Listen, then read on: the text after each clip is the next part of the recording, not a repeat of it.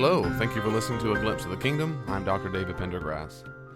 The last podcast, I was talking about a question I received from a dear friend of mine who's a professor at a university. They were talking about evidence for the resurrection, and he asked me about the top 2 or 3 reasons why I believe the resurrection occurred, and I gave those reasons, and I gave you some other provisos and nuances and so forth. But I want to follow up with that where I was last time and pick back up and keep going. Just a quick review.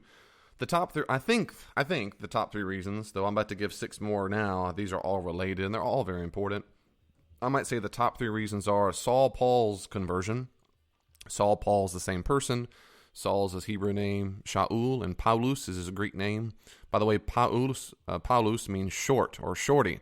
So that's probably a nickname. His nickname was Shorty, the original Shoddy.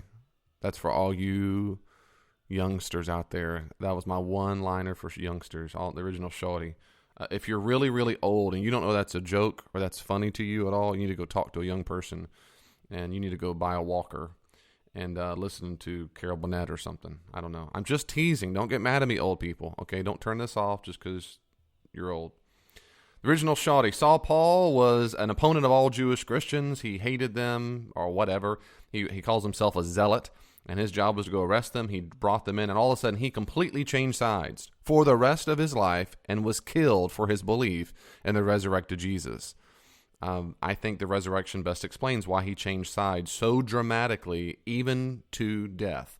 Number 2, the fact that so early on, the earliest Christians, Jewish Christians, don't do what every other Jewish people did when they had a Messiah or a prophet. What everybody else did when the Messiah died, and they always died, they always got killed, is they either disbanded or followed the next in line. Well, Jesus had a next in line. His half-brother would have been James.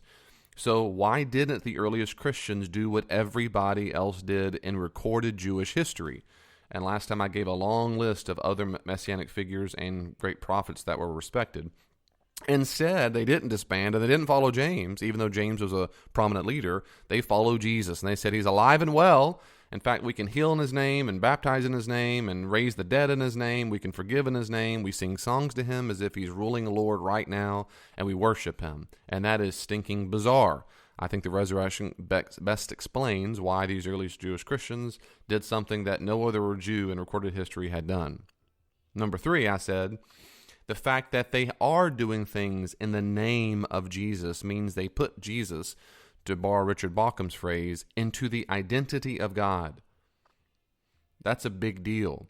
Only God is worshipped because only God creates, rules over, judges, and so forth, and saves and forgives, and they act as if Jesus not did it, but is doing it as well. Not only did it, but is doing it as well. And no Jew ever said that about Moses, Abraham, Elijah, pick anybody. And all of a sudden, these Jewish Christians are putting Jesus within the divine identity. I think the resurrection best leads to that belief. The resurrection does not mean that Jesus is divine. I think it leads to that belief. And later on, I'm going to give you a podcast to why I think earliest Christians did put him in the divine identity. But I think the resurrection is a direct foundation or leads to the belief that Jesus is in the God identity. Okay, here are my following examples of, or samples, or reasons rather, of what I think are the most compelling reasons. And before I give them, to remind you, if you didn't listen to the first one, you need to go listen to it. But also, to all these reasons, you might not find them as compelling as I do. That's okay. That's what happens as human beings. But here are the reasons that I find most compelling. Okay, number 4. Every text, every biblical text, New Testament text, which speaks of Jesus appearing to his disciples, demonstrates that not one single disciple believed he would be raised and or that he was actually raised. Well, that's amazing to me, that not one disciple was looking for it or believed it when it happened. Now think about that for a second. If you're going to make this stuff up, why don't the believers believe? That is, the followers of Jesus, the people he'd been investing the most in and training the most, don't believe it at all. I mean, not one of them do. I mean, none of them. That's amazing. If you look at the New Testament examples, I thought maybe 1 or 2, or maybe you'd say, well, Peter believed because he was a very prominent leader in the early church, and that's why, of course, he believed. But that's not what happens. That's just not how it works. None of them believed it. So that makes it pretty compelling to me. So in addition to Saul, they too must be convinced. So not only the enemy of Jesus and his followers, that's Saul, Paul, but even the own followers of Jesus. I think the resurrection best explains why they all changed their minds.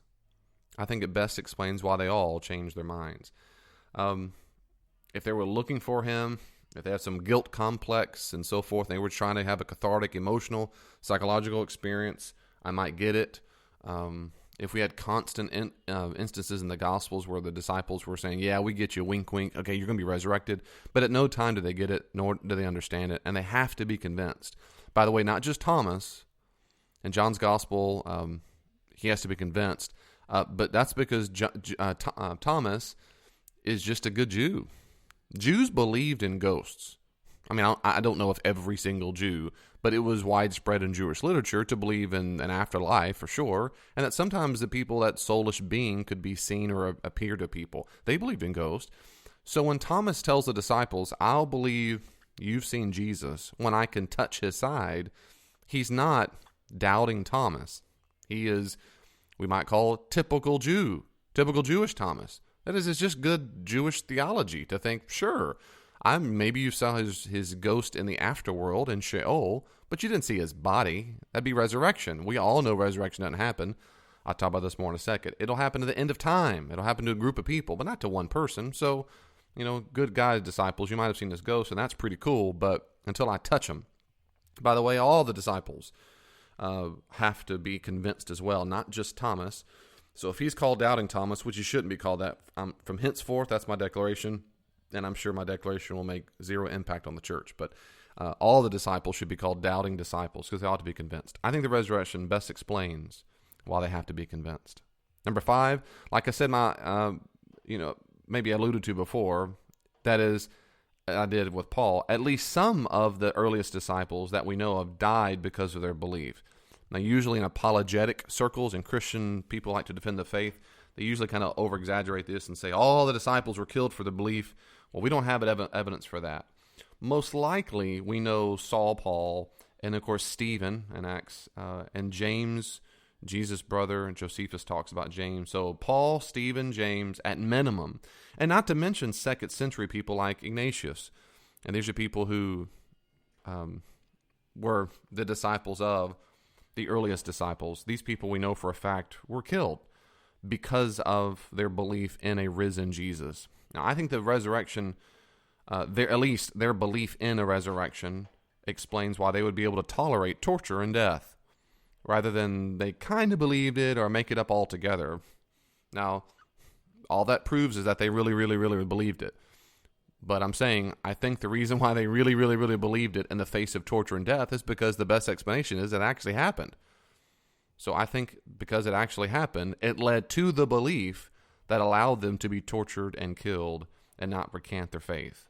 I don't think they all had a profound delusion that allowed them to hold on to bitter end. I think resurrection best explains it. Number 6, and this is something I've alluded to a few times, but I make this a different category. It's shocking to me that such widespread belief in the resurrection occurred so early. If this were a later legend, I mean, it should take decades, right? I mean, it takes a few years for a legend to come up. In any case, several different authors of the New Testament speak of or assume the resurrection within a few years, especially when they speak of Jesus as a living Lord. Remember, that assumes Jesus is alive and ruling. They never said these things to Moses, Abraham, or whomever. They weren't alive and ruling. They didn't say that about any other religious figure or ever. I think the resurrection best explains why the changes happen so fast and are so widespread. Let me say one quick word about that because I ended the last program about this issue. Now, this is a huge subject, so I'm not going to go into all of the evidence that it happened early. But you have things that in New Testament scholar, this is commonplace, but you have things that are almost certainly early hymns or just songs that Christians made up, like in Philippians 2. Paul mentions this. Now, it's debated whether or not Paul wrote the hymn or it was a hymn the Philippians already knew. Nevertheless, even if Paul wrote it, to the people at Philippi, it's a very early, that's within a few decades of the resurrection event. If he did not write it, and it was a hymn they already have, of course, that makes it even earlier. And you have hymns spread out the New Testament, and these are songs written to Jesus as if he is ruling Lord or God, or divine, you might say, deity. They're not songs about him. They're not songs like this. They're not saying like, Jesus, you're cool and awesome because a long time ago you healed people, you healed the sick and forgave people, and we sure miss you, and we can't wait to see you one day when we become dead as well.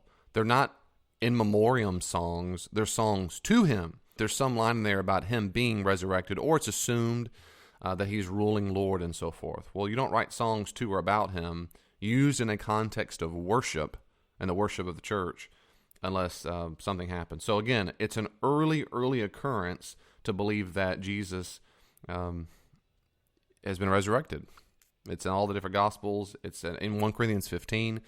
Paul speaks about the resurrection, and it's very early. We're talking within, no later than a few decades when it's written down. That's just written down, but the oral tradition goes back, as many scholars would propose, even in a few years of the event itself. Number 6 is, like I just said, so to say it one more time, the fact that it happened so early to believe that he's been resurrected is a big deal. And of course, not only on top of that they would then lead to the belief that he has the identity, he fits into the identity of God. That happens early too. And I think the resurrection leads to that belief, and that's early. So that was number 6. Number 7, we have early traditions that it happened. You read texts like 1 Corinthians 15:3 and following. And if you don't know this, especially if you're a Christian, you need to know this, I would suggest. 1 Corinthians 15:3 and following is the earliest known recorded story of or evidence for the resurrection. It's the earliest. It antedates the Gospels. The Gospels almost certainly were written down after 1 Corinthians was written by Paul. He wrote 1 Corinthians probably in the early to mid-50s. And the Gospels, now I think the Gospel was written quite early. But all that to say, there almost certainly was written before the Gospels. So the earliest known tradition of the resurrection is in 1 Corinthians 15:3. And in 1 Corinthians 15:3, Paul just assumes it's true. He's not arguing for it. He reminds the Corinthians of what they already know, that Jesus was raised from the dead. So we have this tradition language handed down. Another thing that's important about understand 1 Corinthians 15:3 is the way Paul talks about it. He said it was tradition handed down to me. The language that he uses there, and I guess you have to trust me on this one, it was technical within Jewish circles to say the tradition handed down like a baton you might hand down in a relay race. Now we know this technical because of the way rabbinic literature uses the same vocabulary.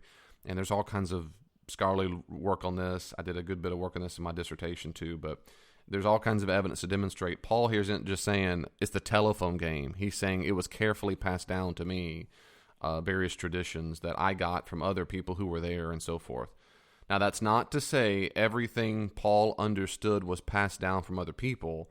It's just certain aspects of that narrative comes from early on. So I think the resurrection best explains where this very early tradition comes from. It did not happen centuries later at the Nicene Creed, a Nicene Council. The Nicene Council, they already believed very, very, very much that Jesus was divine. They were wrestling at the Nicene Creed with how to talk about and how to understand Jesus' divinity in relation with the Father. But anyway, number 8, and this is where Tom Wright's work, N.T. Wright's work, well, there's a lot of ways it's helpful. This is one area I want to bring up here that's very, very helpful. He makes a few points, 3 or 4 different ways of understanding resurrection in ancient Judaism. Let me say they're all kind of go together. When Jews spoke about resurrection, it was number 1, a periphery topic. That is, it wasn't central to any Jewish belief, behavior, or the literature. It was on the side. It was a side topic. 2, resurrection would occur to a group of people. Now, remember, not all Jews believed in resurrection. They didn't. We know for a fact, as far as we can tell, the Sadducees didn't even believe in afterlife. So the Sadducees did not. That's one group. And we don't know what all Jews all the time believed, but we know there were large segments that did not believe in a resurrection at all. But the ones that did believe in it said it was a side topic, and 2, that it would happen to a group of people. Now, what group of people? Maybe all Jews or all faithful Jews. It depends on which literature you read back then. But it's a group. It's a a corporate event. And 3, it would occur at what you might call the shift of the ages, or the Judgment Day. They called it Yom Adonai, the day of the Lord. So it would happen at the end of time at Judgment Day. And you might add a 4th one to that and say that they also believed, there's some talk in this, when there was a resurrection, it was with the former body. So it was more like a resuscitation. Now, what's so striking is how the Jewish Christians of the New Testament differ on every single point. So let me make this as forceful as I can for you. What I'm saying is, like many other examples I've given you, what the earliest Jewish Christians suggested about Jesus, no other Jew had ever done in the history of Judaism. Ever. Now, that doesn't mean they couldn't just made up a new story. They could have, right? All this could be just a big fat lie, but I don't find that compelling at all. But we have to explain why no other Jew in the history of Judaism ever talked this way or acted this way. And here's examples. Here's some more examples I'm telling you right now that stand out.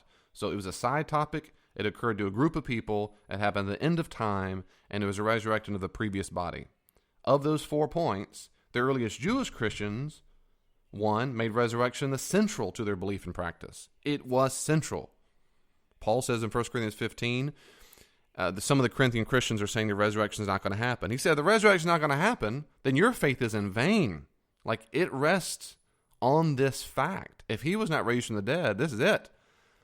And by the way, when people ask me, David, is there something that would cause you to lose your faith? You don't lose faith. It's not my car keys. That's a stupid way of saying it.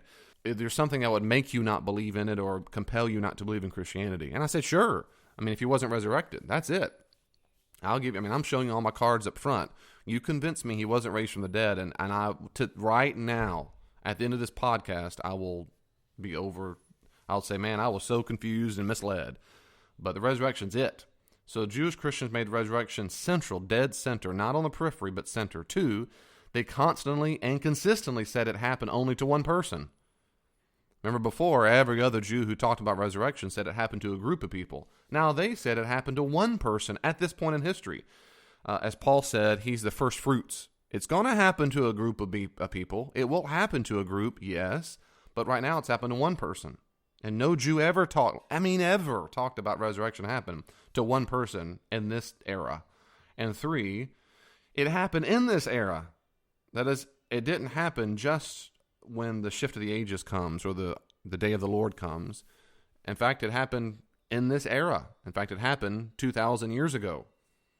In fact, that was a long time ago for now, but it happened. Well, again, no Jew talked that way. They said resurrection only happens when all people will get judged. And the Christians said, well, no, now it's in 2 parts.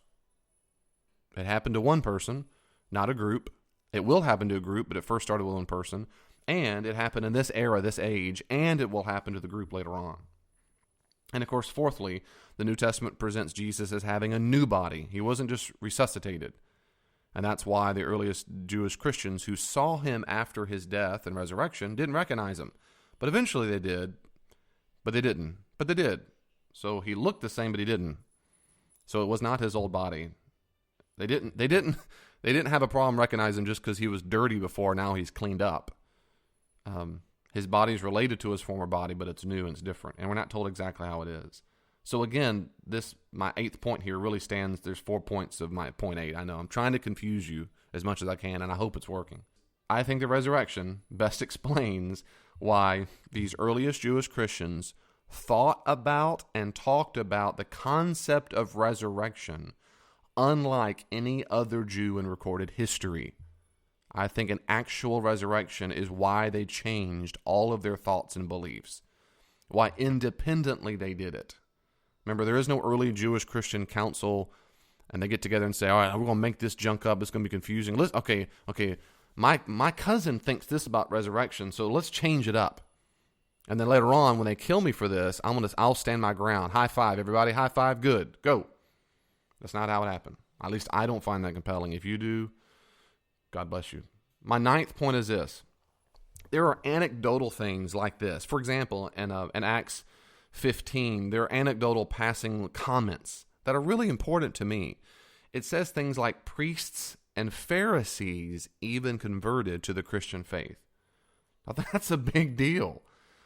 Priests and Pharisees were part of the very crowd that helped kill Jesus. I'm not saying the ones that converted are the ones who gave the verdict. I'm only saying they very much were part of the crowd that opposed him all through his ministry. Well, most Pharisees opposed him during his ministry. Most priests did, for which we have evidence. And now, priests and Pharisees in Jerusalem, not in Galilee, but in Jerusalem, the very spot where he was killed, now are converted. So now they're part of the very community that are praying to Jesus, singing to Jesus, preaching about a resurrected Jesus, and so forth. That's a big deal. That's a big deal. It's not because some people they're buddies with the Galilean fisherman Peter, and Peter is the ancient Anthony Robbins. He's able to talk him into things or something. That's not how it works. At least I don't find that compelling at all. These priests and Pharisees had a lot to lose living in Jerusalem around other priests and Pharisees who flat out would think they're stupid and they've lost their mind to believe that a crucified so-called criminal was the ruling Lord and that God the Father had raised him from the dead to vindicate him. That's a big deal. And it's amazing how that happens. It's just in passing those kind of comments come up. And I think the resurrection best explains why these kinds of people who had a lot to lose by following the earliest Christians, why they changed sides, just like the Apostle Paul. Now, that's it. Maybe I ought to come up with a number 10 to make it an even 10, but I'm not going to. Well, I guess that's it. That's all I'll say for now. We're out of time. I think something that is all these points have in common or some similar ideas. One is this, that no matter what the explanation is, and someone says, you could say, the explanation for me to find it compelling, okay, this is for David. For me to find that compelling, I need to know why the early Jewish Christians had such a profoundly different belief about resurrection than all of their neighbors. Now, that's not to say that people can't come up with new ideas, but it's not just a new idea. It's a whole way of life. Whole communities were formed because of a radically different view about resurrection. And then, of course, about Jesus himself. And on top of that, well, I'll talk about... So first off, it's the radical nature of the differences. And really, really is different. If they said a bunch of stuff that people had always believed about resurrection, it wouldn't stand out that much. If they were Greeks and they said there was a God that came down and had sex with a woman and impregnated and had a big hero popped out and formed the nation of Israel, I'd say, okay, I gotcha. That sounds like an old legend. But that's not what happened. And that's not how Jews talked about anything. Jews don't think that way. And Jews don't write things like that. They don't make up fictions like that, for which we have evidence, ever. The second thing, of course, is they said it about Jesus. And that matters because Jesus was killed. Later on, the Jewish literature called the Mishnah and the Talmuds, they call Jesus the false prophet. He was a magician. He led people astray. That's what Jews thought. And he was crucified. That is to say, you don't call people who have been crucified by the very enemy you're supposed to defeat, the Messiah. So why did they call this crucified so-called criminal the resurrected Messiah? And so any explanation need to answer those facts. And of course, in 3, they need to answer why it happened so soon. And why is it enemies of Jesus and his own friends have to be convinced? So the point is, everything about it just sounds like it stands out as unique, and something needs to explain how all of these different factors I've stated came to be believed and came to happen, like the different communities forming and so forth. So that's what I find compelling. And notice how almost all of them have to do with ancient Jewish thought. It's no good trying to give me reasons why modern post-Enlightenment people don't want to believe in that kind of hooey stuff, those miraculous nonsense things. Haven't you read David Hume and blah, blah, blah? Ancient Jews didn't think that way. And so when they think of these brand new, radically different things in the face of persecution, following a guy who was killed, I need a good explanation. So, God bless you. I hope this helps. See you next time. Thank you so much for listening to today's Glimpse of the Kingdom. If you want more theological reflections, go to davidpendergrass.com. If you want me to come out to your church or to help your organization with consulting, go to davidpendergrassconsulting.com.